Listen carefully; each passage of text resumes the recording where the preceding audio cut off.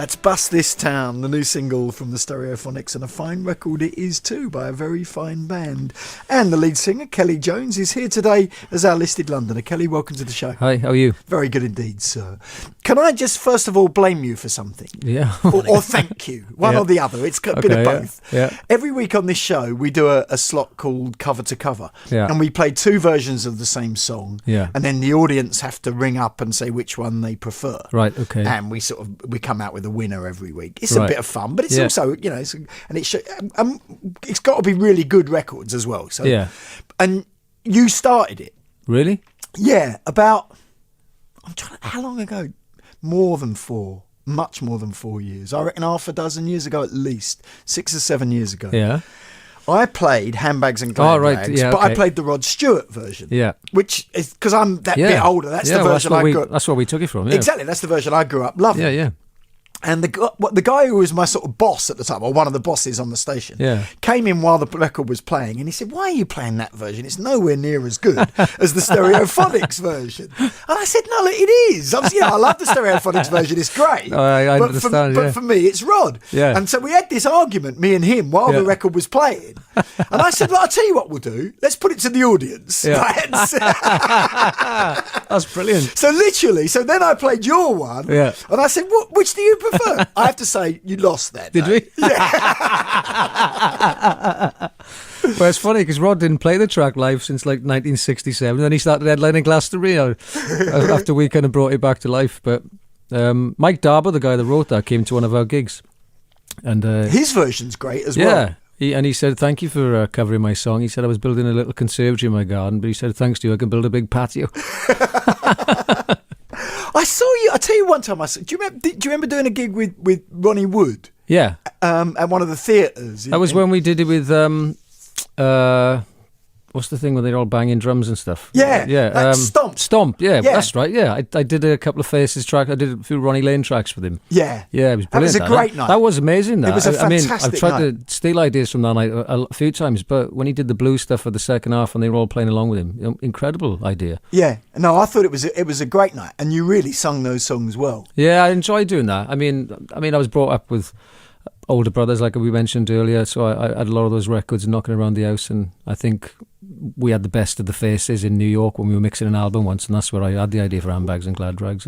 Because the Faces was the band I grew up loving and following and going to see play live when I was 14, 15. And I saw him with Ronnie Lane, and I love Ronnie Lane, and that whole kind of tradition. Yeah, well, A Nod's as Good as a Wink, I think, is one of the finest albums that you can put on a Friday night to go have a good time. Do you know what I mean? As soon as you put that on, you're ready to go out, you know? Absolutely. Yeah. How did you first get into this business? My dad was a singer. Was he? Professionally? Yeah, he had a little deal with Polydor before I was born, and he did he opened up for Roy Orbison a couple of times in Batley Variety Club in Leeds. What name did he go out on?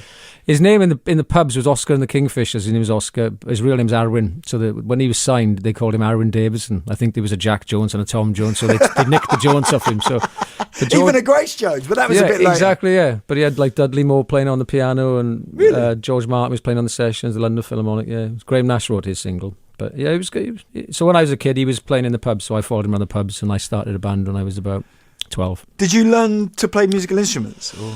I asked his guitar player in his band to give me guitar lessons, and so I had that about 10 or 11, and by 12 I was in a band with Stuart Cable, who lived in number 62 and I lived in number 54, and we started a band up at the local youth club up the street. So was that always what you were going to do? I went to art school for 5 years after. I was. Where was that? That was in Miglamorgan, so I did filmmaking and design and stuff. And I was working in a fruit and veg stall in the markets from 16. So I used to do that. I wrote most of the first album on the back of a brown bag. I used to do fruit and veg. I did that till I was signed when I was 21. Yeah, as well as the college stuff. Yeah. I was trying to work out how long ago it was that we did that where we played the two versions. Yeah. How long have the Stereophonics been together? 22 years or so. 22 years? Yeah, this is the 11th album, and there's one every 2 years, so 96 we got signed. Do you still get on? Yeah, thankfully we do. Me and Richard were in school together from 3, so we knew each other for most of our life before we started the band. It's amazing, really. It That's is. the bit I'm most proud of. We walk on stage, we go out for a pint with each other. You're still mates? Yeah, we still travel on the same bus. Because there's not many bands that's true of. No. In all honesty. No, there's not. A lot of people from outside think all bands are best mates, but believe me. No, they're not. They meet on stage and then they don't see each other till the next stage. Yeah. But no, I'm grateful for that, man. It's it makes things a lot easier, and they let me do the songwriting and I bring it together and we all get on pretty good. How does so do you do all the songwriting? Yeah, I've always done this. I mean, the first 2 albums we bashed out in a room and I'd go home and finish the lyrics and the melody and stuff. Yeah. And then from the 3rd album on, as every band will tell you, time gets shorter and it's up to you to write the songs in a hotel room or on a bus or wherever. So how does it work? Do you ring up and say, right, I've got a dozen songs, let's do an album? Pretty much, yeah. By the time we come off a tour, I've usually got a bunch on the phone or on a tape recorder somewhere, and then I say I've got a few demos, send them the demos and book a bit of studio time, and then we're in, and they all put their bits to it. A great band, this last album we recorded in 11 days. It was 11 days? It was a very, very quick process. That's really quick. Yeah, it was great. It was basically a live record. We all went in a room and I brought my friend George Draculis over from America and he helped co-produce it with me, and he did like a lot of the Tom Petty records and Primal Scream and stuff. So it was great. It's been a really good record to make. What about going out and playing live? We just finished. I just done a 20-day solo tour, which was great. Lots of spoken word and storytelling and stuff like that. Do you like doing that? Well, I wanted to do something that kind of took me outside of my zone a little bit, and I enjoy doing that. So I did 20 shows. And then the Stereophonics. And then what, acoustic or some No, numbers? I had lots of different. I had a girl playing drums and a girl playing piano and violin. I had another guy revolving, doing trumpet, saxophone, piano. When you said revolving, I thought you meant going he round was, and no, he was just revolving his instruments. He basically could play 4, so it saved me hiring 4 different guys. Exactly, yeah. And it was great, actually. It was really good because it was like you could tell kind of events in your life in a kind of comedic way in between the songs, and then the songs could be quite intense and all that. So it was a great dynamic in the show. I really enjoyed it. Is it very different doing that to doing the Stereophonic Absolutely, shows? yeah. Because you're playing places like Shepherd's Bush, Hammersmith Odeon, and theatres, and people are. So if you walk on stage and start with a story, then they know what kind of evening they're in for, and then you kind of tell them how you started the band and your brother's record collection and stuff like that. And so it's not like jumping up and down in big light shows and stuff like that. So it was a very different kind of event. Yeah. Are we going to get some Stereophonic shows as well? Yeah, we start touring again in January. Yeah, and we do the O2 in March, I think, in London. Yeah. Do you enjoy those big gigs, or is it more fun in the littler ones? Well, but obviously the economics of it and all of that has got to be there's sorted the economics of it, but that's what I discovered last September when I was kind of thinking about, knocking it on the head for a little while, as in just to, not knocking the band on the head, but just stopping for a while to gauge what I was trying to do. I thought, and I think it was doing something different, like the theatre tour and doing some other music with some friends in Nashville, and then doing the big arenas with the band. It balances it all out, because otherwise, as you say, it can just be like these big shows, stadiums, arenas, which is obviously an incredible privilege. But to do the theatres and transfer the show into a different format was very, very like walking a tightrope every night. It was intense, but it was scary. But at the end of it, it was very rewarding, It's kind of like an actor going in to do the theatre instead of doing a film, perhaps, similar sort of thing. Did it ever feel like a treadmill and you needed to take some time out? Or Not the performing. I mean, you can get tired now. The bit that started to wind me up was you're hanging around for 16 hours a day waiting for the gig, and I love the creative part. I love the problem solving bit of the studio. I love singing, but the hotel room, especially when you got family and stuff, you could be somewhere else. That's the bit that started grinding on me a bit. That was Charlie Watts, the Rolling Stones drummer, who was on this show, and they'd had 50 years in rock and roll. Yeah. And he said it's not 50 years in rock and roll. Yeah. He said it's about 3 years in rock and roll, 47 years hanging about. Yeah, exactly, yeah. And that's it. That's kind of it. I mean, some tours you enjoy the hanging about, other tours you just climbing the wall, you just want to get out of there, So it depends what's going on in your life, I think, at that time. Now, you're here as a listed Londoner. How long have you been in London? I moved to Fulham in 1999, 2000, so nearly 20 years now. When you first came, I don't know. When did you first come to London? Do you remember your first day? The first time I came to London was to play a gig in the Rock Garden in Covent Garden. No, you've never been before? No, first time I ever came here was to play a gig on a Sunday afternoon. Was that Stereophonics? Or? Yeah. Yeah. So that was 1994. So had you never been on a school trip or anything? No? No, furthest they took us was Bristol Zoo. So I'd never been to London. The first time I ever came to London was to play a gig. And do you remember your first impressions? I was very excited because we had to. The thing is, when we used to call up for shows in London, the guys wouldn't give us a gig unless we would bring a 52-seater coach with us to fill the venue of fans. So we'd have to run bus trips back home to get everybody, promise them shopping in Covent Garden and come to see our gig and stuff like that. So really, what you were doing was basically bringing the pub from Wales to London, playing to them, and then going home hoping that some A&R guy would happen to see you on a Sunday afternoon, which, when I look back at it now, was ludicrous because there's no chance that was ever going to happen. And then as time went on, we'd play the Barflies and the Dublin Castles and all those kind of venues. And at what point did you think I'm going to have to live there?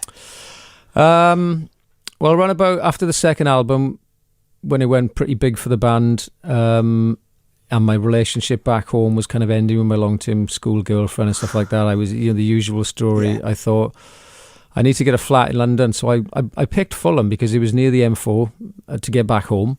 And it was near Heathrow to get to where I was ever going in work. And I didn't really know what Fulham was. And the 20 years I've been there has changed quite a lot. But at that time, it was a very different Fulham, actually, even in this space of time, Well, we're going to find out more about your London because you're going to be facing the famous 15 questions next. Right then, our listed Londoner is here, and it's Kelly Jones, lead singer of the Stereophonics. We know you're a Fulham man these days. Yeah. But would you pick that as your favourite neighbourhood? Yeah, I mean, I guess to the questions you can ask, I'm quite local, really, in that sense. I always found Fulham very much similar to kind of the village vibe when I was a kid. What my hometown was like when I was a kid. It's not so much anymore, but like lots of little independent shops. Yeah, so that's kind of. You said it's changed. In what ways would you say? Just more families coming in, and a lot of the flats have become houses. A lot of French families, American families, really? A lot of schools open up in the area, so it's become much more. It's similar to what Chiswick was, I guess. Because Fulham, my stepfather was from Fulham, and it was a very working class area back then. It still is, I guess. Once you get to the North End Road and cross over that side, that side is very different. It's very different to Parsons Green. It just developed over the time, really. Yeah. Okay, so that's your favourite neighbourhood. What about a favourite building, a piece of architecture for whatever reason? The favourite building I got is probably the Albert Hall. Because I've had many, many memories there. And I love it as a building. The first time I ever went there. It was to play the very first Teenage Cancer Trust gig, and Noel Gallagher picked me up in a car to take me there to introduce me to the Who. So I met the Who for the first night. Wow. And then Jagger was there, and I met Jagger, and then I see my kids perform there with the school. Really? Yeah, my daughter did it. My daughter sang in a choir. Yeah, they did a big choir thing there. So I saw that. All the London schools did it. It was amazing. Yeah, so. I've had quite a lot of magical nights in that place, and as a building, there's not many better really. So rather than is it a good one to perform in? Because the acoustics are not always the best. Yeah, you have to be. I think you have to be careful not to go too loud in there, otherwise it just takes over and goes a bit crazy. But I think we've got our grips around it. Yeah, we've had some good nights in there. Yeah, no, I agree with you. I think it's the best. Yeah, venue. I love the Albert Hall. Might be the best venue in the world in some senses. It's a beautiful, because when you're on stage as well, the seats coming right up to the stage, it almost feels like they're there with you. It goes right around you. All right then, let's look at the other end of the spectrum. A building you don't like. Now I've struggled with this because there's not many I go around thinking I can't stand, but the only one that came to mind today, I guess, was I'm not a big fan of the BT Tower. Aren't you? No, it kind of reminds me of a syringe. I've been up there and done radio shows up. We did an entire show up. Did it go round and round when you did it? We've sang up there, and Trump's helicopter came past as we were up there. My kids I took them because it was half term. So yeah, I don't hate it that much, sure. But I've thrown one in there. That's my closest I've got for you. All right then, I'll put you down as the BT Tower. We'll forgive you for that one. We'll let you off. I used to like it. Do you get back to home? Do you get back to Wales very often? I've got a house which I built there many, many years ago, about 20 years ago, and my mother and father are still there, my brothers and stuff, so I go back as much as I can, go for a pint in the Workman's Club, all that stuff, yeah. Have you got kids? I got 3 kids, yeah. Yeah, between 16 and 3.5. Who do they support in the rugby? I suppose the 3.5-year-old doesn't know yet. Well, the little 3.5-year-old, she was waving a Welsh flag yesterday, so I was all for that. And her mum's heritage is Irish, so she didn't have a clue what was going on, so I was in. I had a bit of support yesterday. Right then. What would you say is the best view in London? A view that I like is, I've always loved, if I've gone into town in London, for work or for drinks or food or whatever, I've always, because I live in southwest. I've always loved coming back up the embankment and seeing all the bridges, lights in the night. I love seeing Albert Bridge, Chelsea Bridge, looking across around about the area where Battersea Park is opposite. So it's that view of the bridges going west. I quite like the kind of twinkly lights on the bridges coming back up here towards Chelsea. Don't know. It's kind of. I never had that as a kid, looking out the window at the Thames and all these lights and stuff. So it's kind of a very dreamlike image, though. And you're on the north side of the river in Fulham, aren't you? Yeah. So you're opposite sort of what would be I'm on Putney. I'm opposite Putney. Yeah, I'm on the same side as Craven Cottage Football Ground. Yeah. Right. And the River Cafe and the River Crabtree Cafe Pub and all them. Yeah. And all of that sort of stuff. Lovely part of the world. Yeah, it's nice. So yeah. It is. It's very beautiful. What's your favourite bridge? Because I would always go for Hammersmith, but it's perpetually shut. Well, Hammersmith Bridge, I've been over there on my bike, and it's an amazing looking bridge. It's great on your bike. Yeah, it's like you can see why it's closed because it's very bumpy. It is. You know, and you look down at the Blue Anchor and stuff like that, and you're always tempted to go down there for a little pint. I do love the way that bridge looks. Yeah, but I've had photographs taken on the Albert Bridge, which I like too. Albert Bridge is lovely. Pogues wrote a great song about the Albert Bridge. It's amazing. Yeah. What's your favourite open space? A park, a garden? My favourite one of late, I think, is Bishop's Park, which is right by Craven Cottage. Do you play with your kids there? I take the kids down there. They got all the ducks and all that, but I go down there for a run as well for myself, and I run down past the river, past Putney Bridge and all that. And they have like a farmer's market on a Sunday and stuff like that, so that's pretty cool. Do you keep fit? Yeah, I've always done running. I was a boxer and footballer when I was a kid. So my uncle was a boxing referee, so that discipline never really went away, really. I always do something every day. And my older brothers were like in the army and training and stuff like that, one of them. And singing for 2.5 hours every night. You know, there's got to be an element of some sort of fitness. Because that, particularly if you're on tour, you have to, that's really quite demanding. Well, that is one thing you can do with the 16 hours a day you're hanging about, really, is go to the gym for an hour. There's no excuse, you know what I mean? Yeah. It's funny, that, isn't it? Because most people would think, hours spent, you're in nice hotels and all of that. Yeah. And it's about energy reserving, really, I guess. You know, when you're younger, all right, you only got to play for an hour or whatever. But when you've got 11 albums of catalogue, you're playing for 2.5 hours, 3 hours, whatever it is, and it's maintaining that energy for the purpose you're in that town. You can walk around all day if you want, but by the time you get on stage, you've been out all day, you're cooked. So, are you a shopper? I'm not a massive shopper, no. But anything? Books, records, stationery, hardware? I don't know. I like a lot of the local shops. I like the bakeries. Right. I like, because where I grew up, my old man always used to bring home a lot of what we used to call cutting bread. What's cutting bread? Basically a loaf of bread. You had to cut it. It hasn't been sliced. Yeah, it hasn't been sliced. Cutting bread. So it was called cutting bread. So he would get that from. Is that the cutting edge? Is that? Yeah. So he would get that from the bakers. So when I first moved to London, there was a cracking few bakeries on the Fulham Road. One called Halva, which used to go down there, and they used to start baking the bread about 4 a.m. So I go down there about 7 after taking the kids to school. So one of my favourite shops is actually going to buy the fresh bread and stuff. But unfortunately, a lot of those shops are closing on the high street now by me.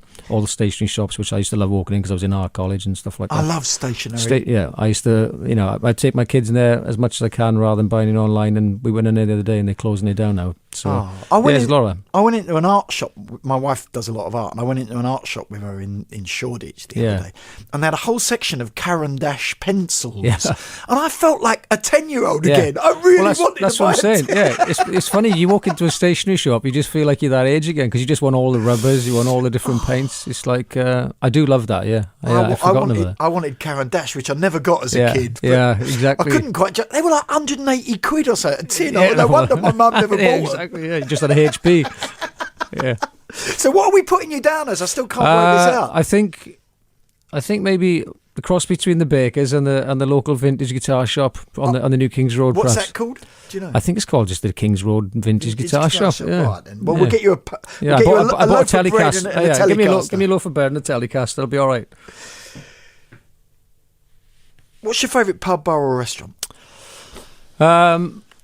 It rotates, but I guess the main go-to pub in the area I'm living is the White Horse on Parsons Green. Right. And what I like about that is it's on the green and it's very seasonal. So in the summers, everybody's hanging about over the grass. I love it in the autumn because it's all orange and it's kind of beautiful. And when it has the snow and stuff, they've got all the fires inside and all that kind of vibe. So I do love that pub, and it was one of the main reasons I moved to that area, I think. So. We better put it's got a central bar as well. How many pubs you have? You walk in and the bar's in the centre. You can walk right around it. So it's got all the old wood. I like that. What about a restaurant? There's a little Italian restaurant called Vicino, which I like. It's kind of canteen vibes, not too flash, nothing like that. But it's got great food, and they'll sort you out any time of the day, really. I like the Italians. Good for all the family whenever we got people coming up, so that's good. Yeah. A memorable night out could be one where you played. It could be whatever you like. The one I thought of today was going back to Charlie Watts and Ronnie. I was at my house once, and Ronnie rang me and said, I just ordered a curry as well. I was ready for sitting in the house watching the telly, and I ordered a curry, and this was when he was in the middle of relationships. And before he settled himself down, and he called me and said, come on, we're going to go and see Charlie down at 606 Club. I said, what's Charlie doing? He said, he's playing in the jazz band. You've got to come down and see him. So I said, all right, well, I can't see the curry then, because that sounds good. And then he was outside my house within about 5 minutes, and he came in and he had a can of ginger beer. And we got back in the car. We went down to the 606 Club. And then at the time... It's just up the road from you. It is, yes. Yeah. Lots Road. And when we were in there, and Paul Stacey's got a studio next door, and they were using Paul Stacey's studio as a dressing room. And Paul's made records with Noel Gallagher and all sorts of people. And so I was in there with Charlie, and he's like, what are you doing here? He said, there's no guitars in here. I said, I know, but I like a bit of jazz as well. Charlie goes, oh, dirty. And he's been his typical Charlie, because we toured with the Stones a little bit back in the day. And then Mick comes in, and I was like, oh, no, this can't be happening, man. This is just surreal now. So then we go and sit in the 606 Club, and Mick's looking across. He goes, what are you drinking? I said, beer. What's it like? I said, it's all right. What? I said, what's it like? What? And then he was going to the waitress, I can't hear you. I said, how's the beer, Mick? Yeah, it's all right. So I got to put that down as one of my... And then he was asking, have you got any pedal steels, any steel guitars? I said, yeah, I go on, yeah. I said, you can have it off me for 50 quid. Oh, the rental business begins. So that was definitely one of the best nights I've had in London, yeah. How brilliant is that? Yeah. And Charlie's a great jazz drummer as well. He's amazing, yeah. He really is. I've seen him at Ronnie Scott's with his jazz band. They're fantastic. Yeah, well, Jagger was heckling him that night. and he was getting told to shush because it's quite serious in there. Yeah. 606. So. I mean, one of the most... this is ridiculous, but it was beautiful to me. I was sitting outside the Bar Italia in Frisch Street, right opposite Ronnie Scott's. Yeah. And I was going to go and see Charlie's jazz band that night. And I saw Charlie walking along. This was a summer's evening. Yeah. And he was the most beautifully dressed man I've ever seen. Yeah. And he had a pair of drumsticks in his hand. Oh, really? And he was just walking up to go into work. And I just thought that is a great sight. No, he's beautiful, man. When we toured with him, he would just walk in catering and start asking people what they do. What are you doing? Why are you standing around? You should be working, shouldn't you? He was all that. Yeah. Right, I'm going to give you a day off. How are you going to spend it? Well, yesterday I had an amazing day off. It was, apart from the rugby result in the morning, I went for a walk with all the kids and my wife, and we went down on the river, up through Bishop's Park, past all the bridges, and then we went to, there's a little fish and chip shop on Fulham High Street, which is just past the Putney Bridge. Yep. And we sat in there and we had fish and chips and chicken pie and mashed potato, and that was a pretty cool day yesterday, actually. That's nice. Yeah, I loved that, yeah. Do you get spotted a lot? Do you get I don't get any hassle in Fulham because I've been there for so long, and because I'm usually carting around a bunch of kids with me, people, they know the music and they know what I do, and because there's a lot of families there. That's the main reason I avoided living in North London, because everybody I knew in the industry was all in North London or Hampstead, and I thought, if I go home from being on tour, I'm going to be back on tour within 5 minutes in the pub.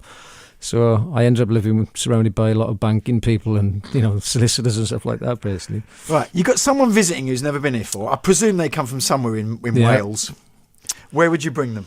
I always remember my mother always wanted to go to Portobello Road and Petticoat Lane and Spitalfields Market and all that. So Have you done that with her? I did, yeah. And I did take her to all those places the first time she came up. So that's my main thing I would have done, I guess, for somebody coming out of town, because they have these romantic well, I do images. It though. I take them particularly over to the East End. We go to Brick Lane, you go to Columbia Road, exactly, yeah. and get a bagel and do all of that, and they love it. Yeah, Chinatown, anything that's kind of like something they can't get back home really, and they've heard about for a long, long time. So yeah, I did do the Portobello Road bit for quite a while, and then the electric cinema where they can have a lie down after and fall asleep while they're watching a film. Right then. That's all lovely. Now the opposite. What's the worst journey ever? Because we all know this city can drive you mad. The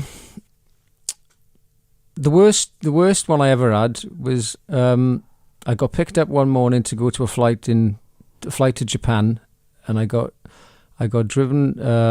So you're going to what, Heathrow? I'm going to Heathrow.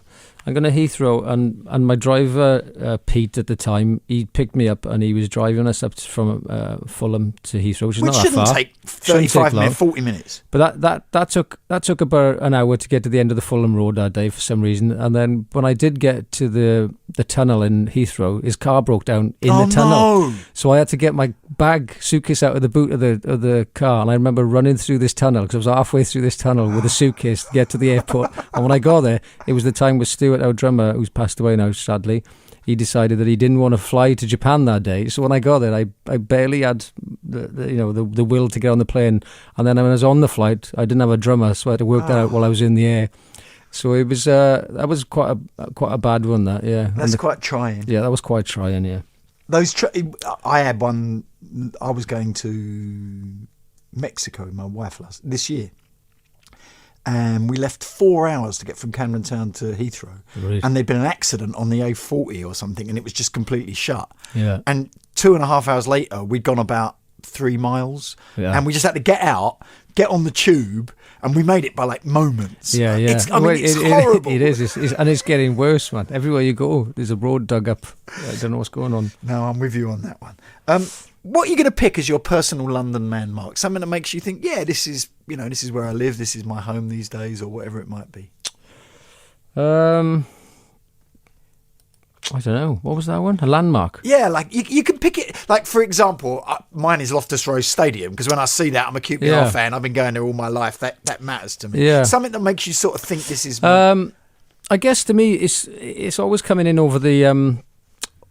as you come off the M4 coming back into Hammersmith, and I see all the old Polygram buildings in the Hammersmith Odeon, because... the Hammersmith Odeon is a fantastic... The Hammersmith Odeon, because my dad used to take... Because when I was a kid, there was no bands came to Wales, really. The nearest one was like maybe Birmingham NEC. We didn't have a venue down there. So my dad used to drive me up to Hammersmith Odeon, and when I was about 14, 15, so... That's definitely one of them, and then to eventually play there, obviously, was incredible. So, and that's the first thing I see going home. Yeah. When I get back from Wales. I saw Springsteen's first ever concert here. Did you really? In 75, yeah. Well, actually second, because he played 2 nights and I was there on the that's right, night. yeah. I remember that. I saw that in the documentary that he did, yeah. Yeah, I was there on that second night. I saw Billy Collin there a couple of times, which I loved. You? Yeah. That would be a great one. Yeah, I loved that, yeah. Favourite fictional Londoner? Well, being a market trader, it's got to be Del Boy. Yeah. Because we all know people like that. Yeah, I did. I worked in the market from 16 to 20. Where was your what market? Aberdeen Market, outdoors on a Tuesday and a Saturday, and then indoors for the rest of the week. Did you shout your wares? Yeah, lots of nonsense, Come on, love, buy a cucumber. There's nothing on the telly tonight and all that stuff. Yeah, I could do all of them and all. Who wants banana? Yeah, all that stuff. Doing all the signs and that. I tell you what, though, I seriously believe this. I don't know if you'd concur, but doing that as a kid made you not being scared of standing up in front of people. I tell you, meeting the people I met on that stall and having, and there's also a lot of dead time when you're just taking the rubbish down and all that stuff. I wrote all Thousand Trees, Local Boy in the Photograph, all the songs on the first album. There's verses and elements of those songs on the back of those brown bags that I was twisting around with carrots and, all that stuff. So I had nothing but... at the time you think, this is boring, but unloading those Luton vans at 7:30 in the morning, what I remember. chucking sacks of spuds over your shoulder. It was a good way to kind of get the band going, man. The onions were the worst one. When onions have gone soggy and you're taking. Well, I remember taking the onions to the local kebab shop, and they were on the bottom of my trolley, and I was wheeling the trolley up. And at the time, I was signing on for income support, and the job centre was opposite the kebab shop, so I had to be very sneaky. And as I got to the kebab shop, onions were in a sacks, net sacks. Yeah.